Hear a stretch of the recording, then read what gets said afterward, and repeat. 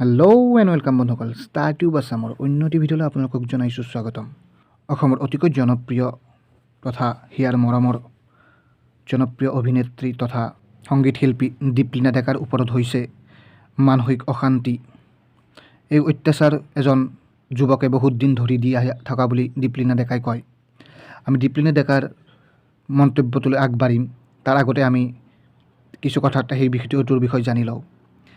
এই মানুহজন যিজন মানুহে সেইজনক অত্যাচাৰ কৰিছে সেই মানুহজনৰ নাম হৈছে মৃদুল কুমাৰ নাথ। দীপলিনা ডেকাই জনোৱা মতে ইমান দিন ধৰি তেখেতক মেছেজ ফোন আৰু তেখেতৰ ঘৰলৈও বাৰে বাৰে আহি আমনি কৰা বুলি দীপলিনা ডেকাই ইতিমধ্যে সংবাদ মাধ্যমৰ আগত কৈছে। মৃদুল কুমাৰ নাথৰ ঘৰ গুৱাহাটীৰ ভঙাগড়ত বুলি জনা গৈছে। বহুত অসুবিধা দিছিল দীপলিনা ডেকাক। আহকচোন আমি পোনে পোনে আগবাঢ়ো এই দীপলিনা ডেকাই নিউজৰ আগত কি ক'লে। মৃদুল কুমাৰ নাথ তেখেত যোৱা এমাহ ধৰি আমাক কণ্টেক্ট কৰি আছে। আমাক কথাত মোৰ মেনেজমেণ্ট কমলক ফোন কৰি আছে আৰু প্ৰথম অৱস্থাত তেনেকৈ মোক বহুতেই ফোন কৰে বা বহুতেই মেছেজ কৰে। সেই সময়ত আমি যেনেকৈ নেচাৰেলি বা স্বাভাৱিকভাৱে আমি ৰিপ্লাই কৰোঁ, ৰেচপণ্ড কৰোঁ, তেনেকৈয়ে কৰিছোঁ। তেওঁ সদায় এটা কথাই কয় যে মই দীপলিনাক লগ কৰিব বিচাৰোঁ আৰু সেইটো এটা ভাল কথাই। অনুৰাগী এজনে লগ কৰিব বিচাৰিব পাৰে, ডাঙৰ কথা নহয়। মায়ে ফোন কৰিছে যে পৰি এনেকৈ মানুহ দুজন আহিছে। তেতিয়া আমি গম পালোঁ যে তেওঁলোক যদিও গম পালে যে মই নাই, তথাপিও তেওঁলোক গৈছে। ঠিক আছে, একো নাই। তেতিয়া অহাৰ পিছতে তেওঁ মায়ে মোক ফোন কৰি আকৌ আধা ঘণ্টা পিছত ফোন কৰিছে, পৰি এওঁলোক যোৱা নাই, তুমি কৈছা নাই তুমি নাই বুলি। কৈছে মইতো কমলেতো কৈছে যে মই নাই বুলি, আৰু মই থাকিলে ফোন কৰিব কৈছিলে, কিন্তু তেওঁলোক এঘণ্টা হ'ল, 2 ঘণ্টা হ'ল, 3 ঘণ্টালৈকে তেওঁলোক আছে আৰু তেওঁলোক যোৱা নাছিলে। আৰু মোৰ মা দেউতা হৈছে, বয়স হৈছে তেওঁলোকৰ যথেষ্ট, আৰু অকলে থাকে, আমাৰ তাত কোনো মানুহ নাথাকে। সেইকাৰণে সেই ক্ষেত্ৰত মই কেতিয়াবা অলপ ভয়ো খাওঁ, অচিনাকি মানুহ যিহেতু। তেওঁলোক এনেকৈ ৰৈ থাকোঁতে 3 ঘণ্টামান হৈ গ'ল আৰু তাৰপাছত তেওঁলোকে ওলাই গ'ল। ওলাই যোৱাৰ পিছত আকৌ তেনেকৈ গোটেই তেওঁ যিখিনি কাম কৰে আকৌ কণ্টিনিউ হ'ল। ফোন কৰে, মেছেজ কৰে, আৰু মেছেজবোৰ সদায় 3-4 বজাত ৰাতি মোক কৰি থাকে হোৱাটছআপত। কৰি আৰু মেছেজত অদ্ভুত কিছুমান কথা কৈ থাকে, ইমেজিনেৰী কথা কৈ থাকে, কিবা ডাঙৰ ডাঙৰ পেৰেগ্ৰাফত। মই সেইবোৰ কথা এতিয়া ৰাজহুৱাকৈ ক'ব নোৱাৰিম বাৰু। বিভিন্ন বেলেগ বেলেগ বেয়া কথা, বেলেগ বেলেগ কথা মোক মেছেজ কৰে। সেইবোৰ মই ইগন'ৰ কৰিয়ে চলিছিলোঁ।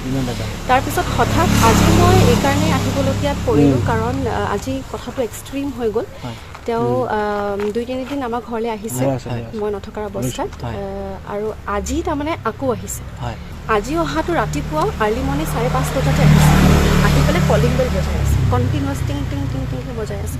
বজাই থকাতে মা উঠি গৈছে বেলকনিত চাব যাওঁতে। আকৌ দেখিলে, মায়েতো চিনি পায় এতিয়া, তেখেতক দেখিলে তেখেতক কৈছে আপুনি দেৰিকৈ আহিব, এতিয়া ইমান সোনকালে মই নালাগে দিয়ক। তেওঁ সেই তেতিয়াই আমি ডাউট কৰিলোঁ, তেওঁ সেই ৰাতিপুৱাৰ পৰা আজি অদ্ভুত আচৰণ, আহি থাকে, তাৰপিছত ভুল বকি থাকে। মানসিক বিষয়গ্ৰস্ত বুলি ক'ব পাৰি আৰু। মই নাজানো সেইটো বিষয়, কিন্তু তেওঁৰ কাণ্ড কাৰখানাৰ ছাইডটো তেনেকুৱা যেনে মই অনুভৱ কৰিছোঁ। বাকী তেওঁ কিবা পোচাকযোৰো অদ্ভুত কিবা পিন্ধি আহিছিলে মায়ে কোৱা মতে। তাৰপিছত সেইটো গ'ল, কথা গ'ল। আকৌ সন্ধিয়া আমি কামত ওলাই গ'লোঁ। ওলাই যোৱাৰ পাছত আকৌ সন্ধিয়া তেওঁ আকৌ আহিলে। অহাৰ পাছত মায়ে মোক আকৌ ফোন কৰিলে যে পৰি মানুহজন আকৌ আহিছে আজি সন্ধিয়া 5 বজাত। মই কৈছোঁ যে মা কি কৰা যায়। আৰু তেওঁ আহি পেলাই তেওঁ ৰৈ থকা নাই। তেওঁ আহি পেলাই তলত আমাৰ কেম্পাছত চিগাৰেট খাইছে, চিগাৰেট কিনিছে ওচৰৰ দোকানৰ পৰা। তাৰপিছত আমাৰ ভাড়াতীয়া আছে, তেওঁলোকে ভয় খাইছে। মোৰ মাহঁতে ভয় খাইছে। ইনফেক্ট মোবাইল দলিয়াইছে, পাৰ্চ দলিয়াইছে, আৰু বহুত কিছুমান কথা কৈছে। টাপ চাপ ভাঙিছে। তাৰপিছত মানুহজনে ভাঙাৰ পিছত মই সকলোৱে মোক এডভাইচ কৰিলে যে তুমি পুলিচক কাষ চাপিব লাগিব, আৰক্ষীক কাষ চাপিব লাগিব। সেইকাৰণে কি কৰিলোঁ, মই লগালগ আৰক্ষী চানমাৰী থানাত আমি ইনফৰ্ম কৰিলোঁ, আৰু তেওঁলোকেও বহুত কুইক ৰেছপন্স কৰিছে।